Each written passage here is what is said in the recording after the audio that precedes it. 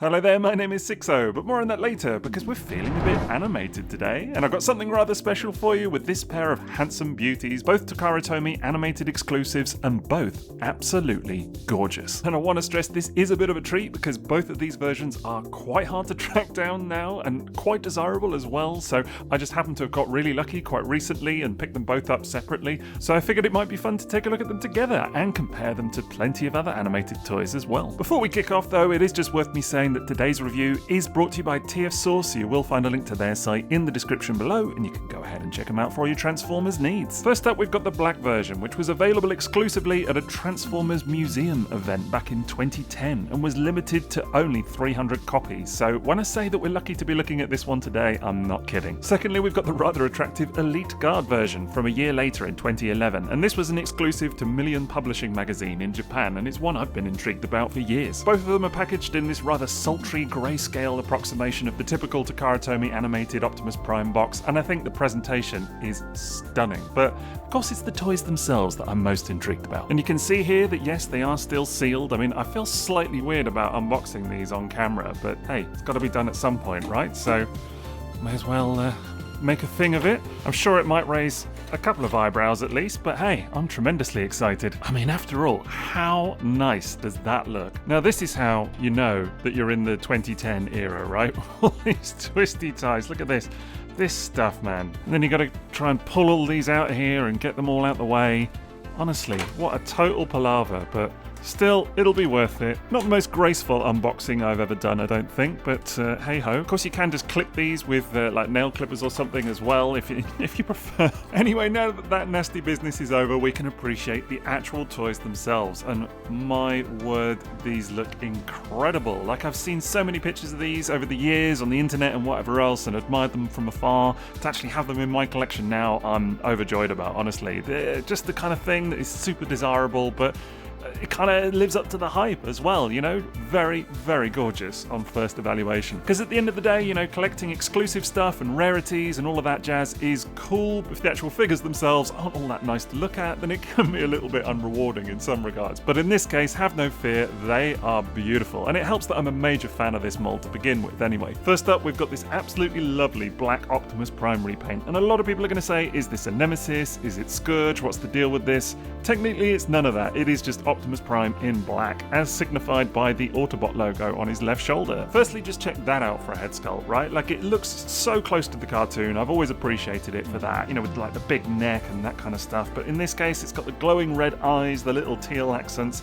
Just breathtaking, really. Loving stuff like these little red accents on top of the body there, like in a slightly metallicized red. That's lovely. In fact, so many of the red highlights on this guy just pop against the black. They really know how to make it work. We'd be remiss if we didn't talk about this very striking kind of cybernetic detail in the chest windows there. Just catches the light so beautifully. Really, really pops. And just again, brings the sculpting to life in a way that you really have to kind of see in hand to fully appreciate. I think I'm going to try and do it justice on camera, but this is really something special. Very well applied silver paint here as well. That looks nice and crisp. Little teal accents, a little bit more kind of red here and sort of trim around the edges. The budget is really in plain view on this toy. Comparatively, here you have the Elite Guard version, and I'm just in love with this slightly altered red colour scheme. Like, it's really weird, really unusual. Some people are going to say, what's the point of having an Optimus Prime repaint in kind of red, you know, so close to the original colours? But to me, there's something almost a little bit like when Spider-Man has a slight variation on his classic suit, right? Like, it's still exciting, but just a bit different. And this kind of hits in the same way. Now, obviously, this is meant to be a kind of idea of what Optimus would be like if he joined the Elite Guard that are seen in the cartoon, so you've got that kind of winged Autobot logo in full display just here, but lots of lovely gold accents all over as well, which complement the red really, really well, and just again, very shiny, really eye-catching. Lovely gold accents on the head as well, actually. You can see them right underneath the eyes, on top of the helmet. Of course, you've got those pop-in blue optics as well with the light piping. I'm living for it. Kind of interesting to see how the silver is much darker on this version versus the lighter one on the black repaint, but there's plenty of kind of gold. Again, it's got that trim around here, little red accents. It's really all going on. I simply will never get enough of this kind of translucent plastic molded detailing, the way that it hits the light. Yeah, so nice. And to be honest, just seeing these guys together reaffirms for me why I love repaint collecting. Like, I know some people are always like, I just get the one version of the one mold and then I'm done, and I respect that, I really do. But for me, this is everything. Like, seeing different color versions of the same toy is such a thrill. And actually, I would say getting these guys together at the same time makes the experience all the more better for me. It's just so interesting to compare them, to see the differences between them, everything. Like, I could never have just one version of this mold. It wouldn't do. Now, there are some features to be had as well. First of all, there's a little switch on the back of the head just here, and if you flip that up, you'll see that the visor for the face comes down. Not all the way, admittedly, and I don't think it quite works. I've always felt it looks a bit more like a neckerchief, if anything, on this mold, but still, it's an option. Do kind of love how it reveals the rest of that gold face on the Elite Guard version, though. That is pretty nice. You do have some weapons as well, of course. First up is his little handheld blaster, which just pegs into his hand like so. Now, this is an actual water squirting pistol. You can fill it up with water and squirt away by kind of pumping the barrel. I'm not going to be doing that today. I think you'll understand why that is, but still, it's a fun feature nonetheless. You've then also got the character's signature handheld axe, which is a bit of a tight fit, kind of goes in with a bit of a creak, as you can hear, kind of sliding it into the hand like so. I've always thought this is a little bit of a strange design on this toy because it really looks nothing like the axe from the cartoon, but I think it's kind of meant to resemble part of the trailer with how it connects to the vehicle mode, so yeah, maybe that's something, but still, it's kind of cool. It's a little bit Cybertronian in design, if anything, and it's kind of nice, even if it is a little bit strange. Very much only kind of works from one side though, because when you rotate it round, you'll see that the back side of it is really not as appealing visually as the front, right? So that is a thing. Really though, the one side looks so good with this striking red paint again, so I guess just display it that way forwards. Comparatively here you can see the Elite Guard version. It's got that kind of dark grey again and slightly more muted black and some gold accents instead, and that does look really good. Now, this being an animated toy, some of the articulation is slightly bizarre, but it's still actually pretty good. I mean, firstly, the head will rotate from side to side. You get a little bit of the neck coming with it here as well, just the kind of sides of the neck, but honestly that looks fine. No up or down head motion though. Several different joints in the shoulders, so firstly they will go slightly back and forth for transformation, but they will come slightly forward as well, which is kind of cool. There's a hinge that will bring the arm all the way up to just a little bit over 90 degrees at the shoulder, and of course it can go up and over as well. You then will get a bit of bicep rotation in there and about a 90-degree bend at the elbow. There's no real hand articulation though, just kind of folding them in as you would for transformation, if indeed you count that. Now, there is a little bit of a waist swivel. You will occasionally get this little click because of the way this figure transforms. It has a bit of an auto-transforming gimmick, but still it works well enough. And then the hips can come all the way out to the side, so that's good range. Slightly impeded at the front, but they will still come to just under 90 degrees, so not too bad. And then you get again just a little bit under 90-degree bend at the knee. And there is a bit of a foot rock, so not too much, but it's something at least. One thing that is slightly unusual though, and very much makes it a toy of the time, is that it has permanent ankle tilt. Like, the feet are kind of molded at a slight angle, so he sort of naturally stands in this kind of A stance. Some people are a bit against that. I think it kind of works on this one, if anything. Now, I will say that some of the joints on my Elite Guard version are a little bit loose. Like, not loose, but just like he can't hold his axe up, for example. It kind of collapses under the weight of it, so that's a little bit of a shame. Definitely just a production thing though, not a mold thing, because the Nemesis version is fine. In any case, I'm not too worried because it's not really the kind of toy that you pick up for posing. Like, it actually just looks good in a neutral stance, if anything. I mean, it does pose and it will display nicely, but there definitely are a few quirks around how these animated toys articulate and things like that. So it kind of is what it is. It's a quirk at the line, if anything, that they've got that kind of odd style to them and everything. And it's something that I guess you either love or you don't, and I definitely love it. Now, another very cool feature of these toys is that there is a bit of weapon storage as well. Now, the first thing you want to do is combine the axe and the gun together, like so. And if you come around here to the rear, you can just flip up this little roof section on his backpack just there. That reveals a little tab slot, and then the whole thing just pegs in there like so. You can just fold that down for neatness, and that actually works pretty well. Almost makes him look like he's got wings from the front, which is kind of cool. Kind of recalls the Wingblade armor to a certain degree anyway, but I think it looks really tidy. I mean, the axe handle does stick out slightly from the back, but it's not too bad. I mean, you can kind of fold it in like that, but then if anything, it's kind of resting against his bum, so I don't know that that's any better. But, you know, either way, it's honestly fine. Now, the other main feature to talk about on these toys is the transformation, which is actually really interesting for this design. There's a couple of real quirks to it, as we're going to see. First things first, we need to get the head away, so we need to open this little panel on the back and then just fold it in like so. And then that back section just folds back up and comes over and clicks into place to complete the roof. Next thing to do is work on the arms, so we're going to need to fold the hands away. You just want to unclick that sort of side panel just there and then fold the hand in like so. Exactly the same on this side. That just unpegs and then the hand folds in. And if you've ever owned an Optimus Prime toy ever, then this will be familiar to you. You want to fold that arm around the back until it clicks into place rather nicely like so,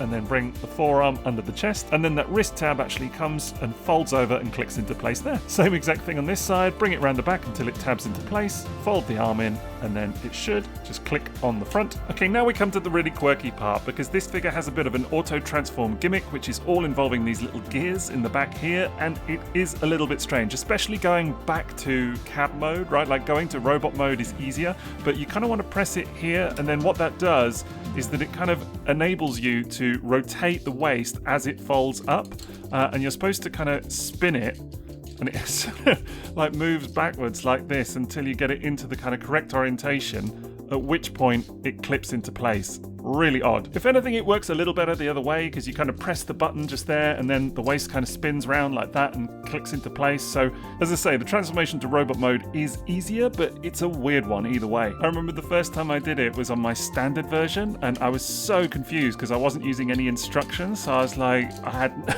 just no clue what to do with it, honestly.